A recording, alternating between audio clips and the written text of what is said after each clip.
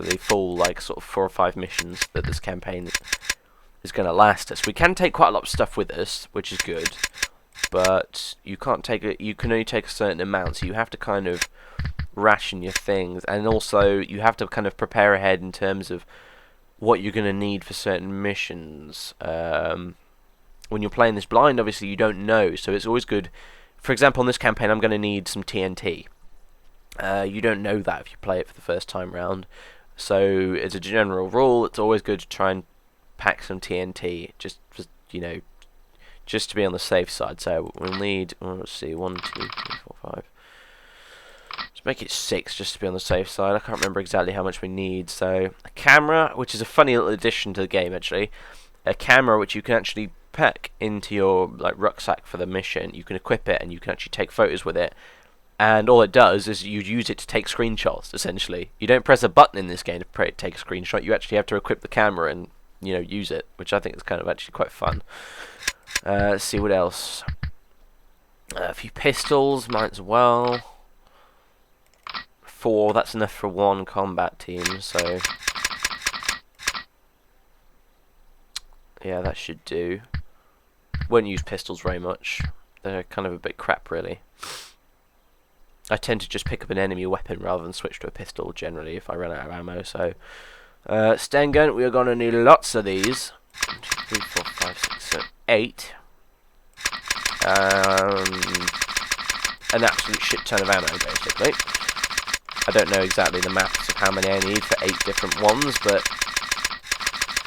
let's just load up on a crap load of bullets. Right, that should do. There's the Johnson M41 Standard American Army Rifle, which is kind of not bad, but it's also just not that good, really. I mean, there's nothing it can't accomplish that a Sten gun can, and a Sten gun has a much higher rate of fire and is sort of slightly more accurate as well. So, and it weighs a lot less too. So, yeah, not going to bother with that. Lee Enfield Mark IV, one of the best sniping rifles according to the description. Effective range 800 meters, which is good. Oh yeah, I've also forgot to mention the M1 Army Rifle actually has half the range of the Sten gun, I think. Or is that... no, 400 meters and 160, right. Yeah, this technically has 400 meters, but it's incredibly inaccurate for some reason, so again, I'm not going to pick it. So yeah, we'll have a few of these. 3 of them should be alright. Crap load of ammunition for them. In future campaigns, I will probably cut this bit of the thing out, but for the first time around, I'm just going to show you how to plan ahead for a campaign and stuff like that, so you know. Brain gun, right, yeah, we'll have a couple of those. They're pretty damn useful for covering doorways and things with, and setting up fields of fire. Pretty damn useful little weapon. You can only fire it lying down, though. That's the main thing to note about it. Same goes for the Browning light machine gun. The weapons you can only fire lying down using the bipod on the front because they're very big. But they are excellent, absolutely excellent at defending positions when you need to. Let's see what else we've got. We've got Bazooka, which needs no further explanation. We'll have one of those because, as you can see, they take up a crap load of the percentage bar. So, and so do the rockets for them as well. So we'll take 1 bazooka with 4 rockets. We won't be encountering any actual tanks in this campaign, but we may still need the bazooka. I'm not going to spoil why, though. Let's see. Oh yeah, lots of grenades. There are 2 types of grenades in this game. There are British Mills grenades, which you just, you know, like an ordinary grenade, you chuck, and 3 or 4 or 5 seconds later it explodes. And you also get German grenades, which in this game, although it wasn't the case in real life, explode on contact. Again, that's not realistic in terms of what it was like in real life, but it's just there to add a bit of variety to gameplay. We also have knives, Fairbairn and Sykes combat knives. They take up so little of your percentage bar, you might as well take some, even though I don't think I've ever really used one to kill someone with. You can use them for stealth kills, you see. But you know, they're kind of a bit overrated. I never bother with them. We have a flare gun, which, again, kind of self-explanatory. You light up terrain at night on night missions with it. Can also be used for signalling.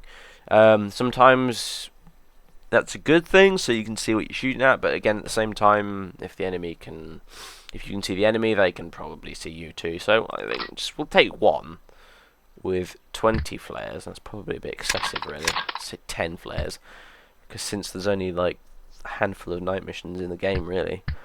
We'll take binoculars. In fact, we'll take a few of those.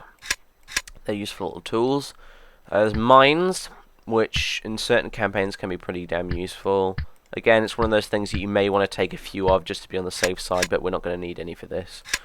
And that is everything. So let's go. This may take us to the briefing now. So hit OK. Primary goal, to reach the meeting point with resistance fighters. This is one of the last remaining bridges left intact in this area. The degree of its protection reflects this fact.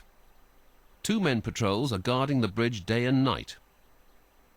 Besides this, there are guardhouses at each end of the bridge, certainly housing reserve troops. The mission starts here. Our task is to cross the bridge undetected and to reach the opposite riverbank. The mission ends by meeting with the resistance fighters and our departure. Right, fairly self-explanatory, really. I think I need to say no more. He's basically explained it in a nutshell. We're going to parachute in, make our way across the bridge, and meet up with the resistance fighters on the other side. So, yes. Nothing more need be said. Right, okay, so now we're on the team setup screen for the mission itself. As you can see, we've got our roster at the top. We've got our loadout we picked earlier. Now we pick 4 guys. You can only have 4 guys with you on a mission. And as opposed to the full 8, the X you may wonder, well, why do you have eight guys in your campaign setup then if you can only have 4 on a mission? Well, that simply is because if 1 or 2 of them die in a mission, you'll need replacements for the next one to fill in, to fill in for them, and also because you need guys with different skills. So yeah, right. CO for this is going to be Mad Calvert, obviously being a major. We will have. I'm not going to call him John Winston, I'm just going to call him Captain Price. Love Captain Price. We will have... I think we'll just have a couple of generic guys now. We'll have the Spaniard and the Navy Gunner guy. Right, yeah. Okay, and now I'll just load them out with something fairly standard. Let's give you a Sten gun and a little bit extra ammo than the default. And a Bren... No. Actually, no, not a Bren gun. You won't need one. The Bren gun we're saving for Price over here. A couple of grenades. The knife, just cause, I guess. And binoculars. And that should sort him, really. You there. Right, you're going to have a Sten gun. You're going to have a Bren gun. And you're going to have a couple of grenades. And another set of binoculars, which should do. As you can see, he's only 39% encumbered. Yeah, you do have a carry weight on this, similar to an RPG. But yeah, he's only 39% encumbered, but he's carrying like 2 fucking guns, one of which is really big. Grenades, the lot of it. This guy could carry all sorts of crap. Let's see. Julio, you will have... I think, just a Sten gun and a couple of grenades, and that's kind of all you really need, isn't it? And Vanguard, who is not only a decent all-rounder, he's also a pretty damn good crack shot. So you are going to have an Enfield sniper rifle with 50 rounds, I think. A Sten gun with the default ammo and a grenade. And that should sort it. No binoculars for this guy because, well, he's already got the sniper rifle with a scope on it, so you don't really need the binoculars from that point of view. And none for this guy just because he's kind of a supporting soldier. So we won't be so directly controlling him very much, unlike this chap here with his brain gun and our team leader. So, and our sniper obviously as well. We'll need to take control of him for a decent portion of this mission, in fact. So, okay, let's go. I think we're all good. And here we are. Now, you may have to bear with me a little bit on this because I'm a little fuzzy on the controls. In fact, I think I might have to I may have to tweak the mouse sensitivity ever so slightly. So I'm gonna do that now. No. Yes. Down a little bit. That should be okay. Yeah, that feels about right. Okay. Basically we have our 4-man team. There's me, him, zoom in, maybe I can... Right now I can't really tell which is which, in all honesty. And him. So, you have like your standard first-person view with the iron sights. Main thing worthy of note with this game is if you're firing from the hip while running, obviously you have to aim sort of roughly for the middle of the screen because you're not using your sights, so there's no crosshair. There is a crosshair I believe you can switch on, but I prefer to play it without just because I'm hardcore. You have to actually stop moving to be able to aim properly, you see, which makes sense obviously. So yeah, we're in control of Mad Calvert, I think, here. There's also a third-person view, which is fairly useless except for just sort of general navigating and looking around corners and things. You can hit the number keys to switch between the different team members. You can open the inventory, which you can switch through here. Equip different weapons and things like that. And that's kind of all there is to it, really. Oh, right, yeah, it's closed by itself. Good. So yeah, let's get moving, essentially. Follow me. And you as well.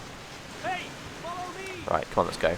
The AI is a bit herpa-derpa-derpy in this game, especially the teammate AI, but I've never found it to be too ridiculous that you couldn't deal with on most missions. Occasionally they will walk through into a room and get the face shot off when you didn't want them to, but nothing a little quick load won't sort. So yeah, we're gonna get moving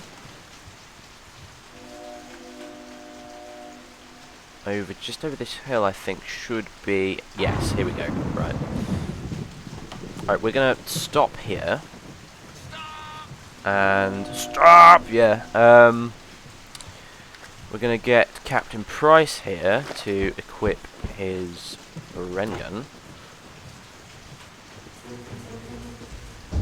We're going to have him kind of sneak over here very quietly. Now, this is going to be a little bit tricky. So, basically what happens is, I know this game like the back of my hand almost, especially these first few missions. So basically we have this guy, German, patrolling down here. And as soon as we shoot him, there's a bunch of Germans in this hut which are going to come out and be like, what the hell's going on? So we need to quickly take out this guy and then machine gun the Germans that come out the hut. So, and then after that, we'll need to bring the sniper up and deal with the guys who will start coming across the bridge, as I remember anyway. So, say goodnight. Mission accomplished for now.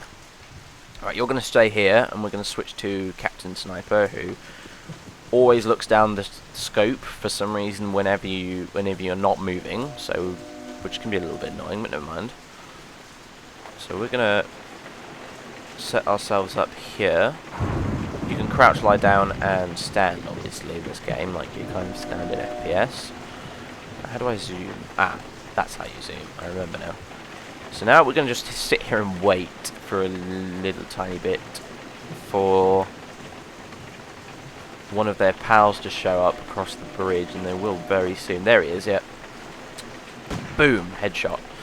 Headshot's pretty much the only way to take out a dude in one shot on this, so yeah, always aim for the head. And there might be another guy coming along there in a minute, I'm not entirely sure, so I'm gonna just save this game here and move our asses on over there. Yeah, you do have to watch out on this bridge because trains do come across.